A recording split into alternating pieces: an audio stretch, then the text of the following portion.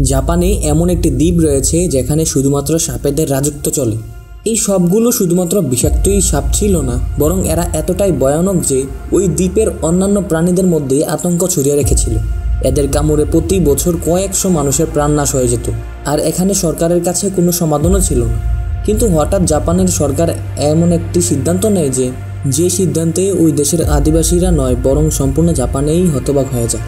সাপদের বংশ ধ্বংস করার জন্য তারা আমাদের দেশ থেকে কিছু বেজি নিয়ে ওই দ্বীপে ছেড়ে দেয়। বেজি এমন এক প্রাণী যা সাপদের তাড়া করার জন্য এবং মারার জন্য বিখ্যাত। এরা সাপ হত্যা করাকে এক ধরনের খেলা মনে করে। জাপানি বিজ্ঞানীদের কাছে এটাই একটি উত্তম সমাধান বলে বিবেচিত হয়েছিল, কিন্তু কখনো এটা চিন্তা করা নাই যে এই সিদ্ধান্তের ফলে কী পরিবর্তন আসতে পারে। এটা এমন এক সিদ্ধান্ত ছিল যে প্রকৃতির নিয়মকে ভঙ্গ করে।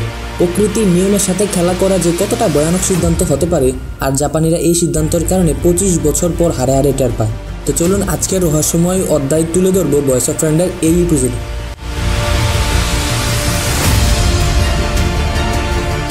1970 দশকে জাপানি আমামি ওশিম আইল্যান্ডের বসবাসকারীরা এমন এক সাপের আক্রমণের শিকার হতে থাকে যার নাম হাবু সাপ। পুরো দ্বীপ জুড়ে এই সাপের তাণ্ডব বেড়েই চলছে, কারণ পুরো দ্বীপে ছড়িয়ে পড়েছে। প্রতি বছর প্রায় 100 জনের বেশি মানুষ এই সাপের কামড়ের শিকার হতো। হাবু সাপ অন্যান্য সাপদের থেকে অনেক বিষাক্ত। এর কামড়ে ব্যক্তির শরীর এবং রক্তে হিমোগ্লোবিন বাড়তে থাকে, আর এমন পরিস্থিতিতে সঠিক সময়ে সিদ্ধান্ত না দিতে পারলে সেই ব্যক্তির মৃত্যু নিশ্চিত। বেশিরভাগ সময়ে এই সাপগুলো চাষযুক্ত জমি এবং বিভিন্ন নির্জন জায়গায় বাস করত। এই কারণে মাঝে মাঝে ওই সাপের গায়ে কৃষকদের পা পড়ে যেত। তবে সবচেয়ে বড় সমস্যা ছিল এই সাপের বিষাক্ত দূর করার মতো কোনো ওষুধ ছিল না। যদিও জাপানিরা এই সাপের বিষাক্ত দূর করার জন্য অ্যান্টিটিউড বানানোর অনেক প্রচেষ্টা চালায়। পরবর্তীতে তারা একটি ওষুধ তৈরি করে ফেলে, কিন্তু তারপরেও একটি সমস্যা এসে দাঁড়ায় যে এই ওষুধগুলো সংরক্ষণ রাখার জন্য একটি হাইটেক মেডিকেল সেন্টার প্রয়োজন, যেখানে রিপ্রেজেন্টেশনের জন্য বিদ্যুৎ প্রয়োজন রয়েছে। কিন্তু 1980 সালে এই ধরনের সুযোগ সুবিধা জাপানের ছিল না। পরিস্থিতি এমন ছিল যে মেডিকেল সেন্টার নেওয়ার পূর্বে মানুষ মারা যেত। মানুষের মধ্যে এতটাই ভয় সৃষ্টি হয়ে যায় যে মানুষ চাষা জমি বাদ দিয়ে শহরমুখী হয়ে যায় এবং শহরের মধ্যে কাজ খুঁজতে থাকে। ধীরে ধীরে এই দ্বীপে জনশূন্য হতে থাকে। পরবর্তীতে জাপানের সরকার একটি বড় সমস্যা পড়ে যায়, যার কারণে জাপানি সরকার ইমার্জেন্সি একটি মিটিংয়ের মাধ্যমে সকলের সাথে পরামর্শ করেন এই দ্বীপের সব সাপ সরানোর জন্য কোনো একটি সিদ্ধান্ত নেওয়া দরকার। এই সময় জাপানের বিজ্ঞানীদের মধ্যে একজন একটি আজব আইডিয়া নিয়ে আসে।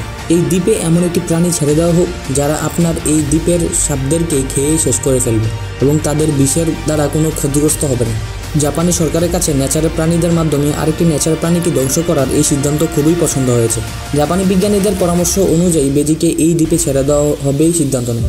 সাপ এবং বেজি এরা একে অপরকে চিরশত্রু। এদের দুজনের মধ্যে যে কোনো একজনের মৃত্যু হওয়া পর্যন্ত লড়াই চলতে থাকে, আর এই লড়াইয়ের বিজয়টা সবসময় বেজিরই হয়ে থাকে। কিন্তু পরিকল্পনা অনুযায়ী বিষয়টা হয়েছে অন্যরকম। তাদের চিন্তা একদম বিপরীত, কারণ বেজি মূলত ওই দ্বীপে ছাড়া হয় সাপ মারার জন্য, আর সেই সাপগুলো মূলত বের হয় রাতের বেলা। আর বেজি রাতের বেলা তার গর্তে ঢুকে যায়, সে দিনের বেলায় শুধুমাত্র শিকার করে। এমন পরিস্থিতিতে বেজি সাপ না খেয়ে অন্যান্য প্রাণী খাওয়া শুরু করে। এতে সাপও মরছিল না, আর দিন দিন বেজি বাড়ছিল। এমন পরিস্থিতিতে পুরো দ্বীপ যেন বেজির আওতায় চলে যায়, আর আস্তে আস্তে করে পুরো দ্বীপের যত প্রাণী আছে এবং যত ফসল আছে সব কিছু নষ্ট করতে থাকে এবং খেয়ে ফেলতে থাকে। এই পুরো অভিজ্ঞতা অনুযায়ী জাপানের সরকার উল্টো আরেকটি বিপদে পড়ে যায়। এতদিন সাপের বিপদে ছিল, এখন বেজির বিপদে। পরবর্তীতে সেই বিজ্ঞানী আরেকটি টিম গঠন করে বেজি ধরার জন্য।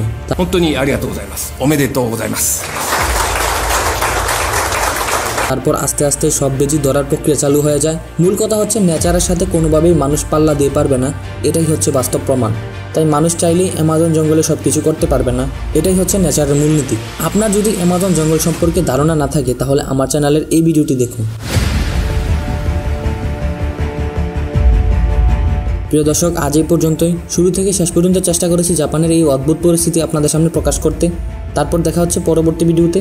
ততক্ষণ পর্যন্ত মহান আল্লাহ তাআলা সবাইকে ভালো রাখুক, সুস্থ রাখুক। আল্লাহ হাফেজ।